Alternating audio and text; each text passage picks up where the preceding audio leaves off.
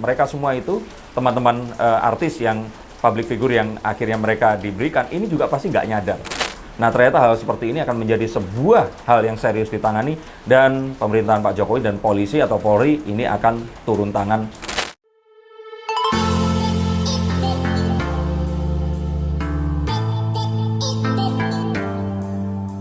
Halo Sensikers, kembali berjumpa bersama saya Denny Darko. Tidak ada yang namanya misteri, yang ada adalah tanda-tanda. Kita semua coba untuk mengerti. Saya kedatangan teman-teman dari RCTI, dari program Barista, barisan artis ternama yang akan selalu tayang setiap hari Sabtu dan Minggu pukul 11. Kalian pastikan nonton dan juga kalian bisa nonton ke channel YouTube mereka. Nah, kita akan bahas tentang hal yang sedang hangat saat ini, yaitu penipuan berkedok trading binary option. Nah, apa yang akan ditanyakan? iya, Mas, ini mungkin hari ini ngeliat postingan lu 1 hari yang lalu, lu juga sempat membahas di channel YouTube lu tentang persoalan yang ramai ini. Mungkin dari kacamata lu sendiri melihat keresahan ini yang sehingga lu berinisiatif untuk membahas.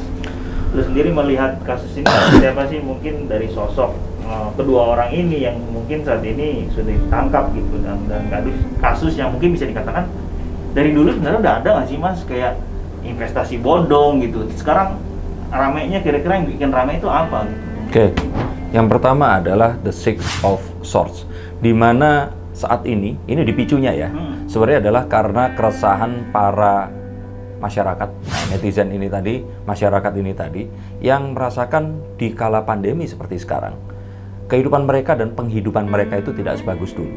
Nah, jika ternyata tidak ada pandemi, sebenarnya flexing dan pameran kekayaan ini nggak akan menyakiti hati mereka. Ini yang membuat mereka itu sakit hati, dan terus kemudian menimbulkan keprihatinan, dan akhirnya viral sebuah upaya yang terus kemudian diikuti oleh gelombang upaya yang lain untuk membongkar apa yang sebenarnya terjadi. Jadi sebenarnya nggak langsung menuju ke penipuan atau tradingnya ini tadi, tapi lebih ke kerisauan dan keresahan masyarakat saat adanya pamer kekayaan di kala pandemi ini tadi. Itu satu hal. Dan terus kemudian akhirnya membawa orang-orang ini tadi mempertanyakan para crazy rich, Ten of Pentacles.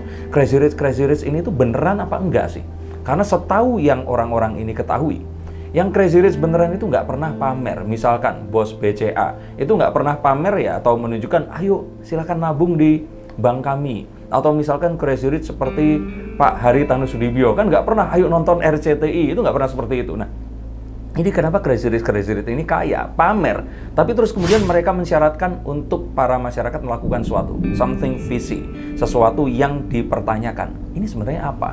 Dan akhirnya terjadilah sesuatu yang selama ini itu ternyata jangan-jangan ada sesuatu yang disembunyikan. Setelah ditelisik, ya ternyata terjadi hal-hal yang nggak mungkin di sini. Terutama saat crazy rich ini tadi diekspos, mereka ini mendapatkan kekayaannya dari mana. Nah, kayak karena memang ini bukan sesuatu yang sangat dirahasiakan, akhirnya terbongkar.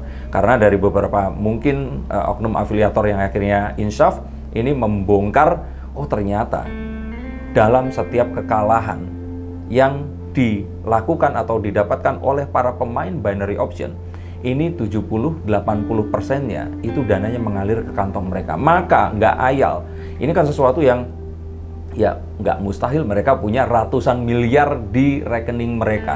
Bahkan salah satunya ini diinterview oleh ketua MPR, pas ditanya, ini kalau saya bilang ada kemungkinan diduga ini dikecil-kecilin ya. Dia bilang, itu kalau setiap trading dapat berapa? Oh sebenarnya nggak dikecilin. Dia waktu itu bilang 1 bulan atau 1 hari, jadi dapatnya 5 miliar.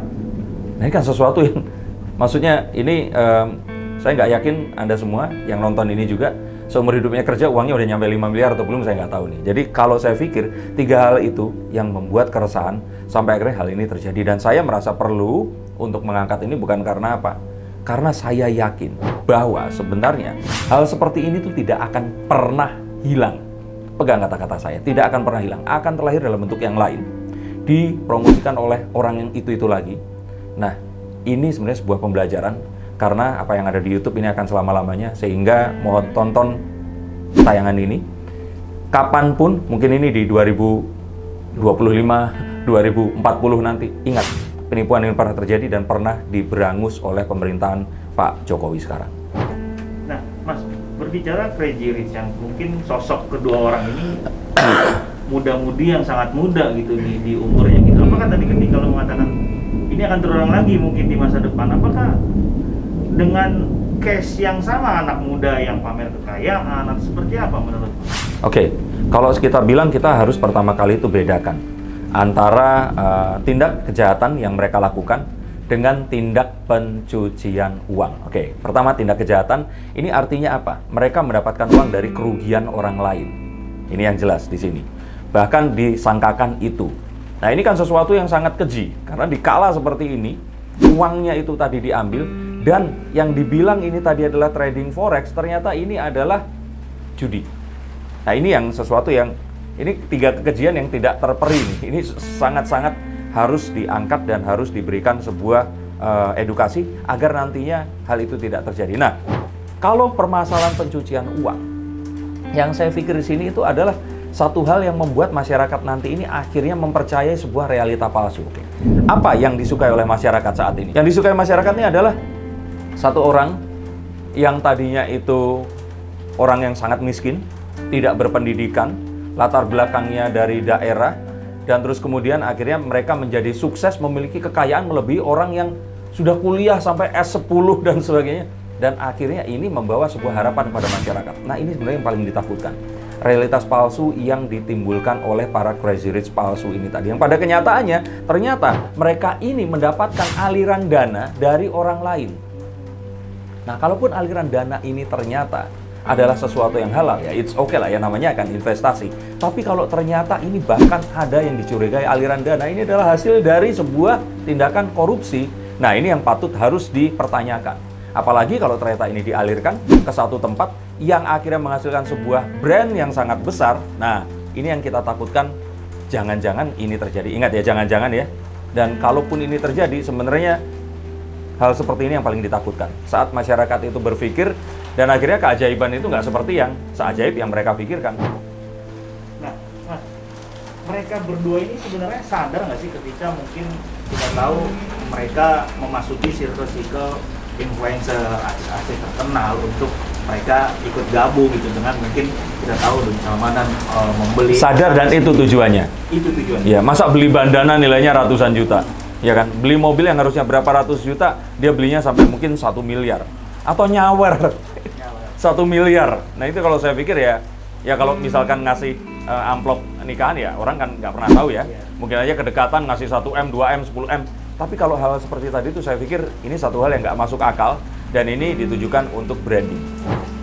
Tapi dengan adanya tadi dia sadar dan itu branding, kira-kira mereka tahu nggak sih kalau bakal terjadi seperti ini, mereka ditangkap atau segala macam gitu?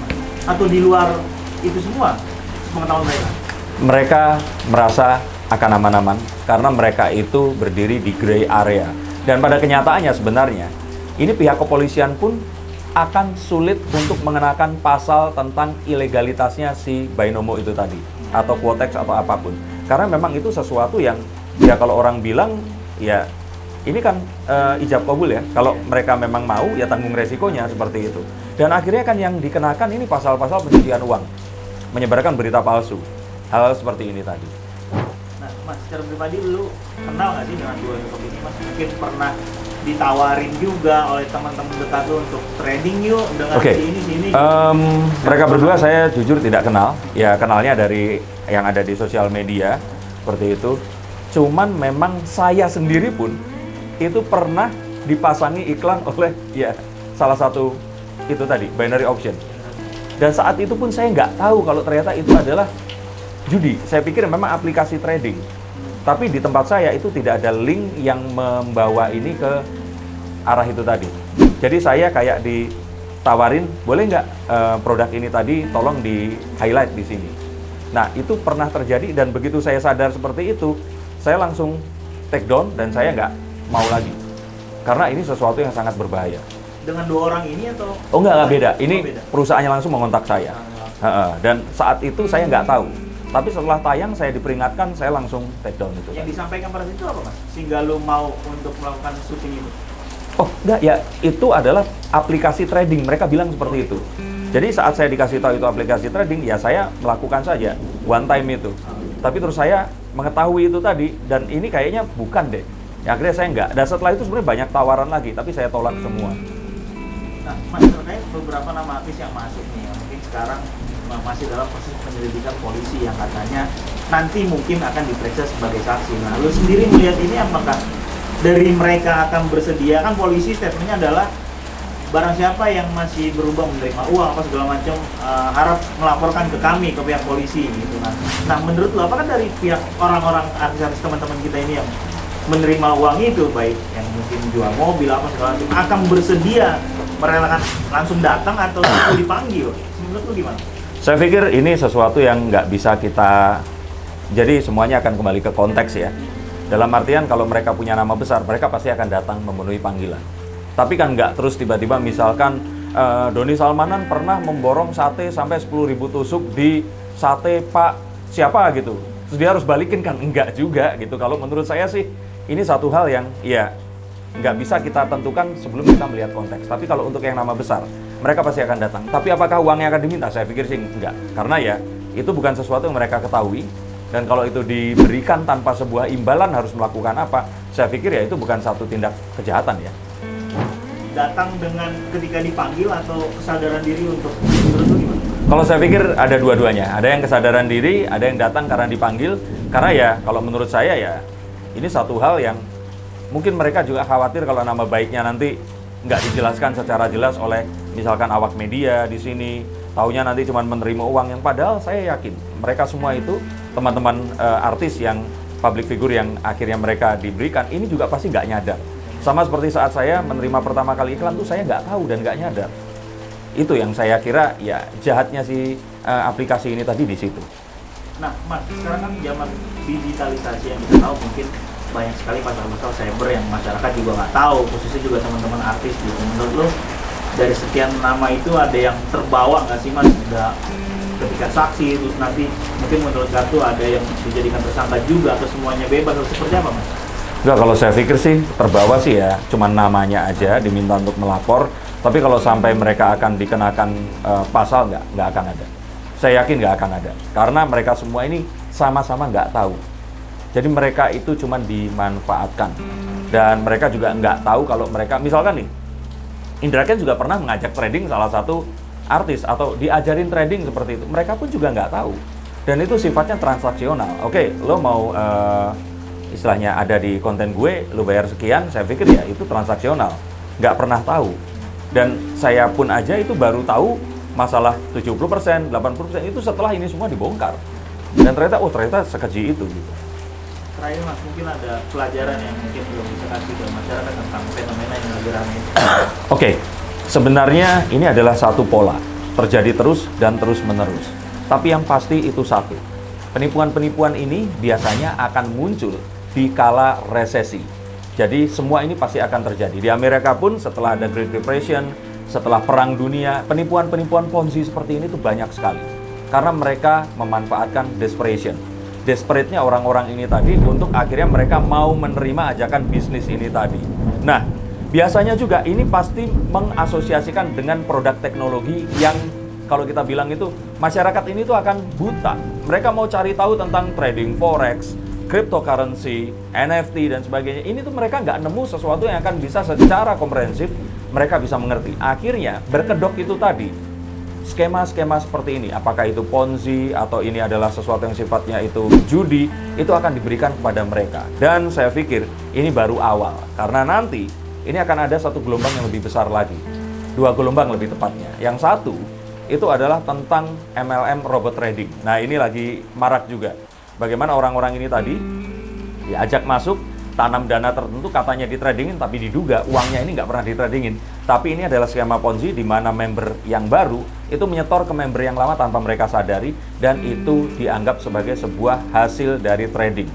Nah, ciri-cirinya biasanya mereka akan memberikan sebuah keuntungan pasti. Padahal dalam setiap investasi tidak ada yang pasti. Nah, yang kedua adalah aliran dana yang diduga pencucian uang yang akan diterima oleh selebriti yang terus kemudian ini terkenal dengan brand-brand mereka. Nah, ternyata hal seperti ini akan menjadi sebuah hal yang serius ditangani, dan pemerintahan Pak Jokowi dan polisi atau Polri ini akan turun tangan secara langsung dan akan terjadi di tahun ini. Hati-hati dan tetap waspada dan lebih baik curiga sebelum kalian menyesal nanti. Oke, Sensikers, ini obrolan saya. Tetap saksikan Dan untuk kalian semua yang ingin dibacakan kartunya, silahkan hubungi nomor di bawah. Sampai jumpa di konten berikutnya. Salam.